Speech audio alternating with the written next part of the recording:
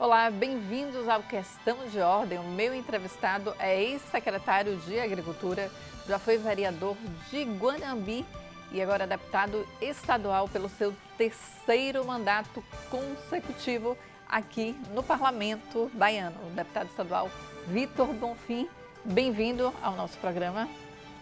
Olá, Fernanda, é um prazer estar aqui com você no Questão de Ordem. Deputado, já iniciei falando a respeito da sua trajetória política.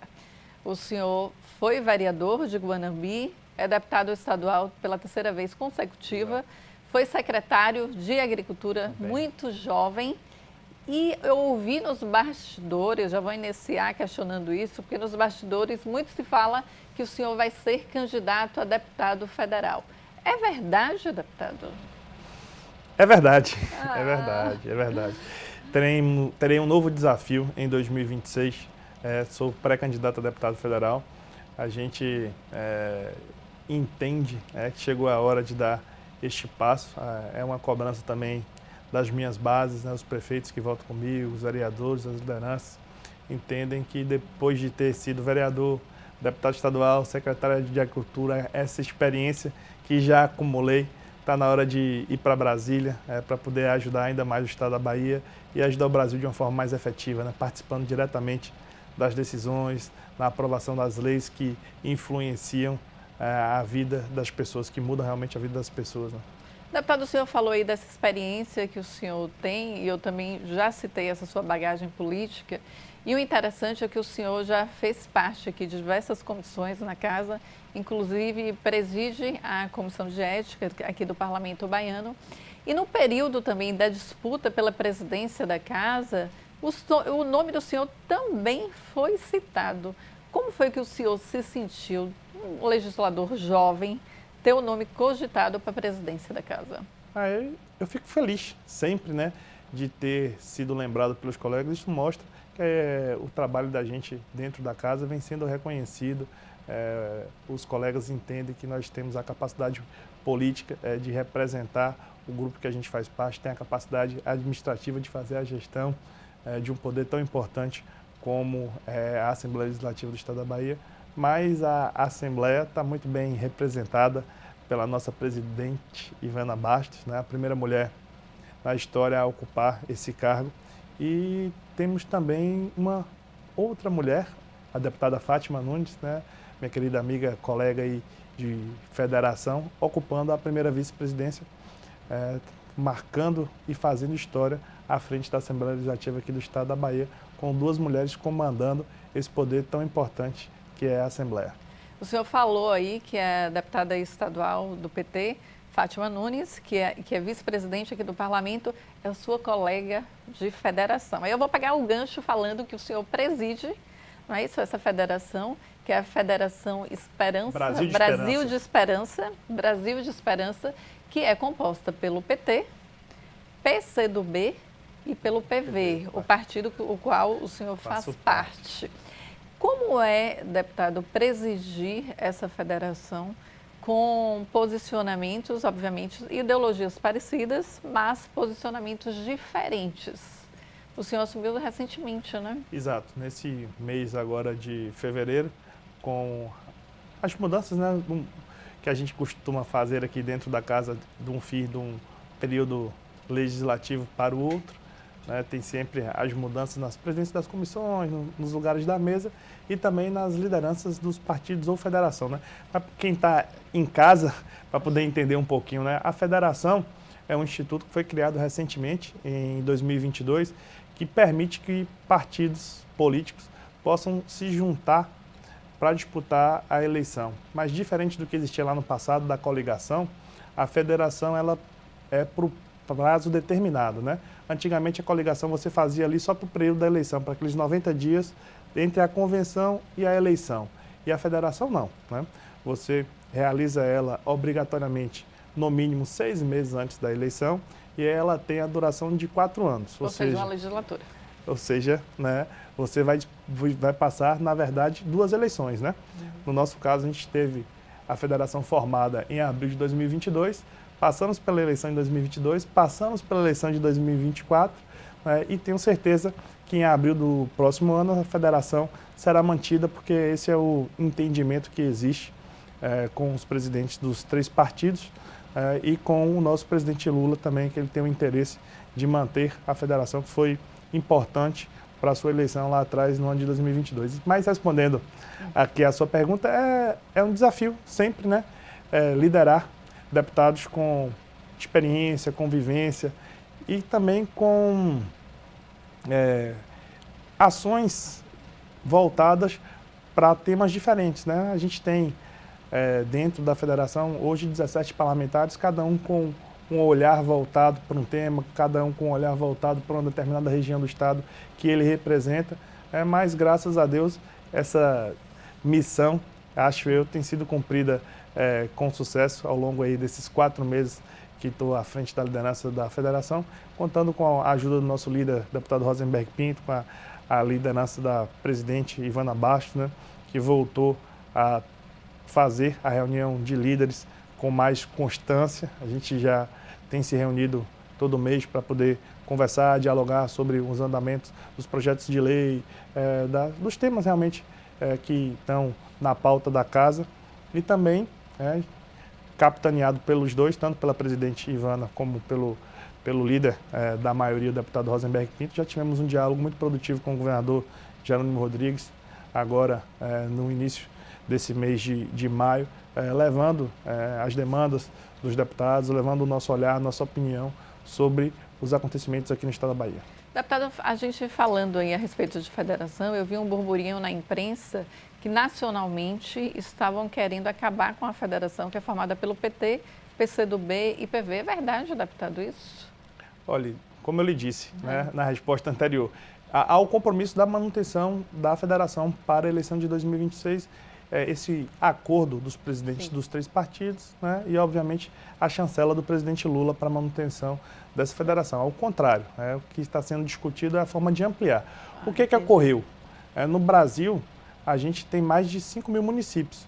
Então, para você, numa primeira eleição, conseguir organizar nesses municípios 3 partidos juntos, e cada município você tem a sua peculiaridade, a sua particularidade, né? Tem município que o PCdoB é adversário do PT, tem município que o PV é adversário do PCdoB. Não é fácil, não. Então, de uma hora para outra, por uma decisão nacional que foi feita, esses partidos localmente passam a funcionar como um partido só, na prática, né? A federação ela faz isso, ela faz com que esses 3 partidos, na prática, se tornem um só. Então, você teve que fazer essa composição, essa arrumação na eleição de 2024. E é óbvio que isso traz desgaste, traz atrito, deixa arestas, mas passado essa dificuldade já está tudo mais arrumado, está azeitado e não tenho dúvida que em 2026, como ocorreu em 2022, na formação da federação, nós vamos tocar aí para poder ajudar nos projetos maiores, que é a reeleição do presidente Lula, a reeleição do governador Jerônimo Rodrigues e de tantos outros governadores e senadores que compõem aí a Federação Brasil de Esperança. O senhor falou aí a respeito da reeleição do presidente Lula. Lula que está em seu 3º mandato, né? Já teve 2 mandatos anteriormente. O governador Jerônimo, que está no seu 1º mandato. E o meu questionamento é o seguinte, eu gostaria que o senhor fizesse uma análise a respeito do governo Jerônimo e também do governo Lula. A gente sabe que o governo Lula teve uma queda de popularidade. E se o senhor acha que isso pode afetar o governo Jerônimo, né? Olha, eu não acredito nisso, né? O governador Jerônimo vem conseguindo manter as entregas, o nível de investimento alto no governo do estado da Bahia, apesar de toda a dificuldade que o país atravessa, do ponto de vista macroeconômico, essas dificuldades que a gente tem percebido na inflação, que tem afetado diretamente o poder de compra do trabalhador. Isso tem limitado também a capacidade de investimento do governo federal. O presidente Lula tem tido dificuldade de fazer maiores investimentos, até porque temos um instituto das emendas parlamentares que tem crescido muito e aprisionado uma parte do orçamento federal para investimentos E aqui no estado da Bahia não, a gente está ao largo disso, né?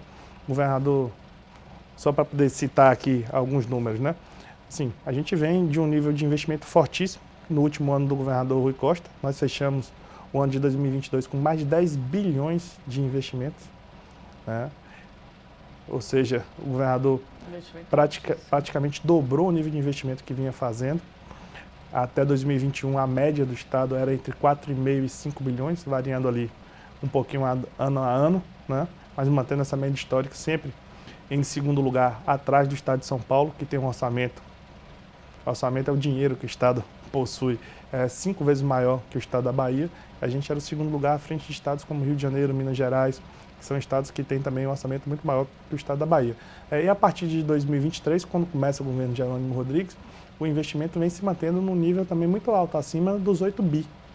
Foi 8 bi em 2023, 7,8 bi em 2024 e agora em 2025 não tenho dúvida que esse número se manterá nessa casa aí dos 8 bilhões de reais. A presença do governador Jerônimo no interior do estado, indo visitar os municípios, ver de perto as dificuldades, recebendo essas demandas e transformando essas demandas em realidade, né? Transformando isso em obras, em entregas, e isso é o reflexo desses números aqui. Quando a gente fala em 10 bilhões, 8 bilhões de investimento, a gente está falando de estrada nova, de colégio novo, de hospital novo, de energia chegando, de serviço de água, pessoas que moram na zona rural em distritos, né, que ficavam ali isolados, hoje podem sonhar, cobrar dos deputados, cobrar do prefeito, a gente cobrar do governador, fazer pavimentação asfáltica para distrito, coisa que, né, era inimaginável até alguns anos atrás, onde a gente brigava para que a sede da cidade, a sede do município pudesse ter ligação asfáltica. Hoje a gente praticamente completou essa ligação. As últimas cidades que não possuíam ligação asfáltica, né, já estão em obras, que é Caetano e Mansidão, né, as obras já estão acontecendo, as duas sedes desses municípios passarão a ter acesso por asfalto, e agora vários outros municípios já também ligando distritos, né? Então a gente vê o avanço que o estado da Bahia teve nos últimos anos. Por isso que eu não acredito que nós teremos dificuldade na reeleição do governador Jerônimo Rodrigues. Deputado, o senhor falando de estrada, eu sou de Irecê e obviamente pego ali a Estrada do Feijão. E comparando antigamente, eu sou muito imparcial jornalisticamente, mas nisso eu tenho que elogiar, porque está parecendo um tapete. Eu estive no interior esse final de semana e está parecendo a autoestrada da Europa ali, quando você vai de um lugar para outro, sair de Portugal, vai para outro lugar bem pertinho. Iluminado. Super bem iluminado, as placas todas orientadas certinhas, nada de buraco, a gente se sente bem mais seguro, isso realmente está excepcional. Mas, deputada, a gente vai para um breve intervalo e a gente volta já já.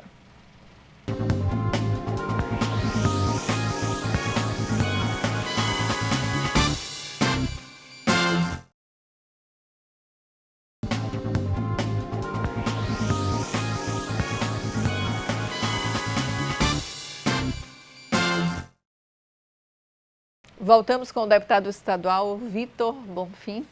Deputado, vamos falar agora de política, né? No bloco anterior, o senhor estava elogiando o governo Jerônimo. Eu converso muito com os deputados da oposição e da situação nos bastidores, o senhor sabe disso, sempre ali no cafezinho, sempre estou ali dialogando até para sentir. E os deputados da oposição estão esperançosos para a eleição 2026. Aí eu explico o porquê. Eles alegam que o governo do PT vai fazer 20 anos, porque o PT ganhou o governo em 2002, Não, 2006. 2006. Ganhou em 2006. E como ele ganhou em 2006, 2026 faz 20 anos. Nesse mesmo período de 20 anos, foi o mesmo período que a ACM, que Paulo Souto perdeu a eleição com o apoio de ACM, que também tinha 20 anos. E aí a população estava cansada do carlismo.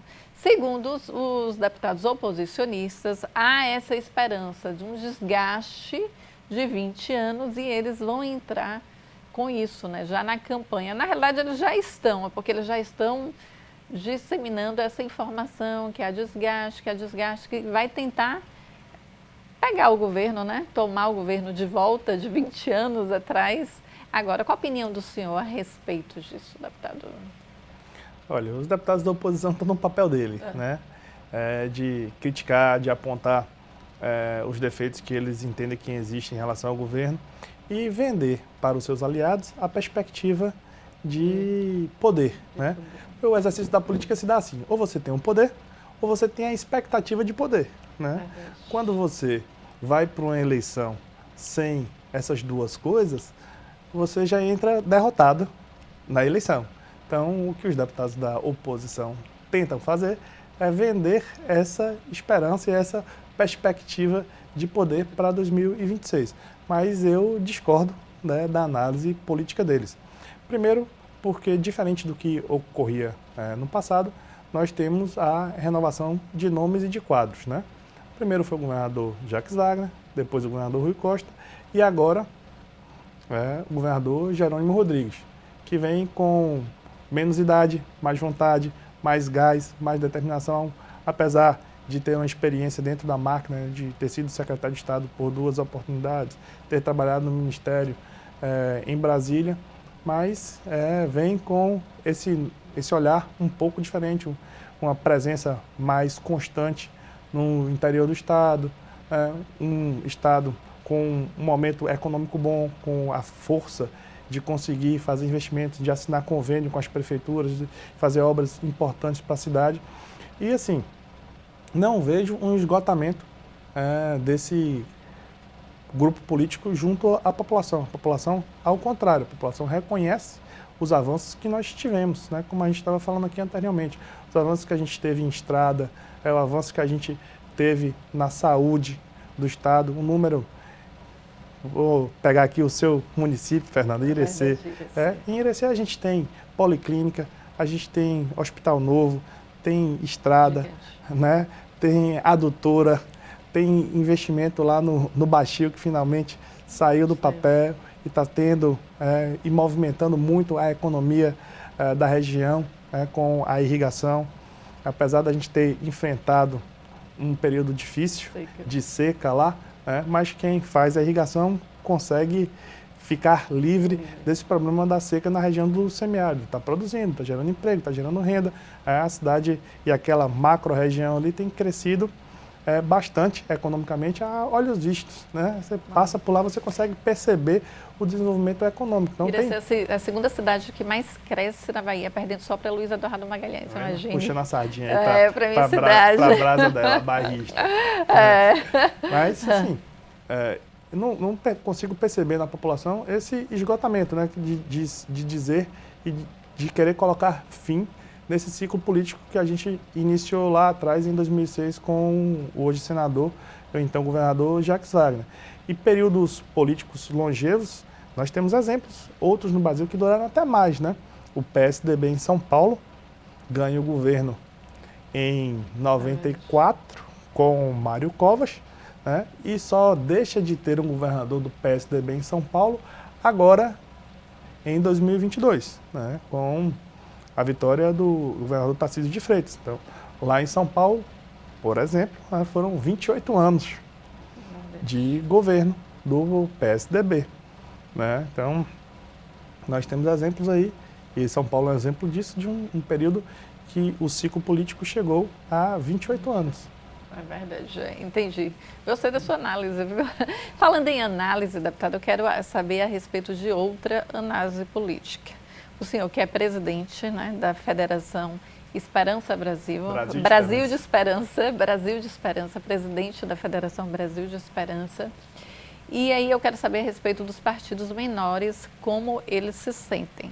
Recentemente, tanto o ex-governador e atual ministro da Casa Civil, Rui Costa, diz que pretende ser candidato ao Senado pela chapa do PT.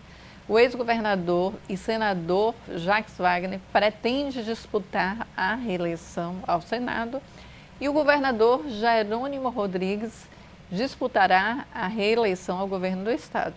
Ou seja, todos os três, um governador e 2 ex-governadores, eles são do PT. A chapa será, provavelmente, puro sangue na cabeça de chapa. Qual a opinião do senhor em relação a isso, os partidos menores? Como eles se sentem? É óbvio que todo partido político quer e pretende se ver representado com o seu nome ocupando um cargo majoritário, porque a partir dali você consegue colocar as suas bandeiras políticas, as suas ideias na prática, né, com o exercício real do poder.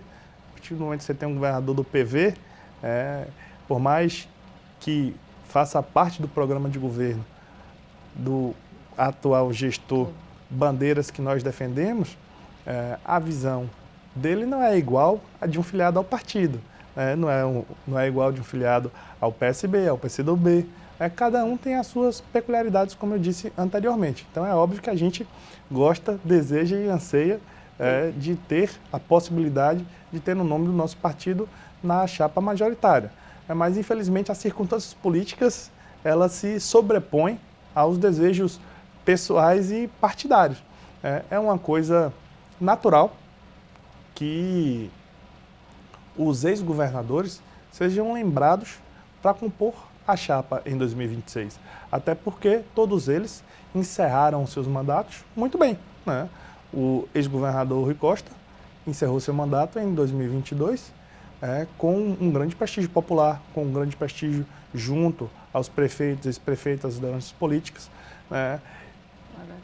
Virou ministro da Casa Civil, o ministério mais importante que a gente tem atuado e ajudado diretamente ao presidente Lula. Então, é natural que ele seja lembrado para poder compor a chapa de 2026. O senador Jacques Wagner também, né? Foi ele que começou esse processo de transformação política aqui no estado da Bahia, exerce o mandato no Senado, líder do governo no mandato no Senado. Então é natural que ele seja lembrado. O governador já não tem o direito à reeleição. Então é o óbvio, né, que o nome deles sejam postos, sejam colocados para compor a chapa de 2026. Né? E isso não é uma novidade, não é uma coisa que está acontecendo pela primeira vez no estado da Bahia. Né? Em 2002, nós tivemos uma chapa formada por 3 ex-governadores, que ganhou a eleição.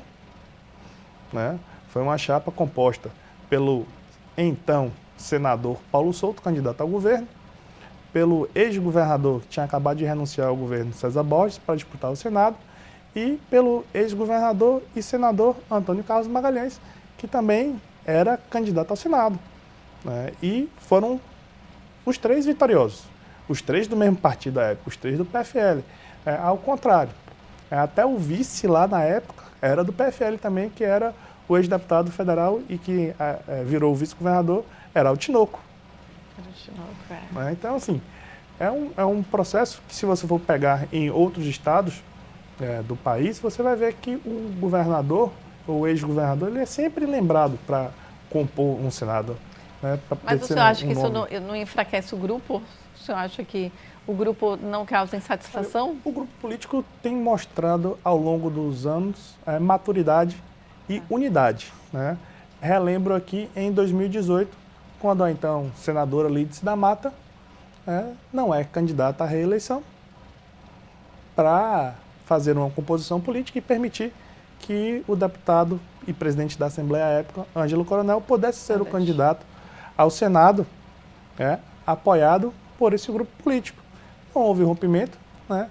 Houve conversas, diálogos, compensações, inclusive houve uma entrevista do senador Otto Alencar na semana passada, onde ele diz que a política é feita de conversa, de diálogo, e que dentro do grupo político existe espaço para haver a conversa, o diálogo e, por fim, as compensações. Então, é isso que eu imagino que ocorrerá. Né? Esse grupo político vai mais uma vez mostrar a maturidade política que tem e chegará junto, firme, forte e unido para a eleição de 2026, sem não ter dúvida nenhuma. Deputado, infelizmente o nosso tempo está acabando, mas eu gostaria que o senhor resumisse a respeito das ações dos seus mandatos, né? Esses 3 mandatos consecutivos, aqui o senhor que preside a Comissão de Ética, que passou por diversas comissões aqui na casa, que foi lembrado e cogitado para ser presidente aqui da casa e que pretende ser candidato, né? O senhor já confirmou que será candidato. Pré-candidato a deputado federal. Pré-candidato a deputado federal. Só um balanço rápido, que a gente, infelizmente, o nosso tempo está acabando.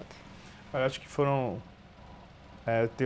completei agora 10 anos como deputado estadual, um período extremamente produtivo, tive a oportunidade de passar por comissões importantes dessa casa, comissão de saúde, comissão de educação, presidir a comissão de finanças e orçamento, fiscalização e controle, ser membro da comissão de Constituição e Justiça, agora na liderança da Federação Brasil de Esperança. Isso tudo traz uma bagagem, como eu disse anteriormente, que me permite pleitear, juntamente com os meus amigos, né, os prefeitos, as lideranças, os apoiadores, esse mandato de deputado federal no ano de 2026.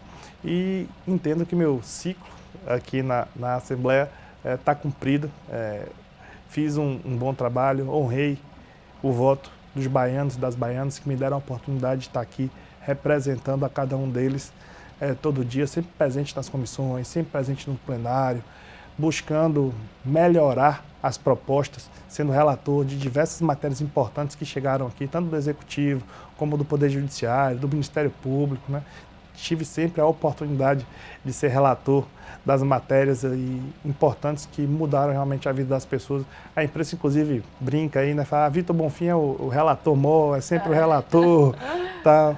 Mas isso é da dedicação do trabalho e do carinho que a gente tem pelo Poder Legislativo, por estar aqui na Assembleia convivendo, né, ao longo desses anos com pessoas como você, como Rita, como Conceição, João Durval, vem de Rafael lá na chegada, Fernando, e a gente cria um carinho, se afeiçoa, mas infelizmente, quando a gente está na vida pública, nosso desejo pessoal foge do nosso controle, né? Então, se você tem um grupo político que você representa, eles entendem que chegou a hora da gente dar esse passo para deputado federal na caminhada para Brasília. Vou com o coração partido por ter que deixar aqui a Assembleia, né, porque tenho um carinho especial por essa casa. Passei aqui vários anos da minha vida, não só como deputado estadual, mas também já lá atrás acompanhando o ex-deputado João Bonfim, meu pai, hoje conselheiro do Tribunal de Contas do Estado. Então, fico assim com o coração apertadinho por ter que deixar essa casa que tanto gosto, mas tenho certeza que lá em Brasília vou dar conta também da missão que o povo da Bahia vai me otorgar a partir de 2027. Deputada, a gente que agradece a presença do senhor aqui.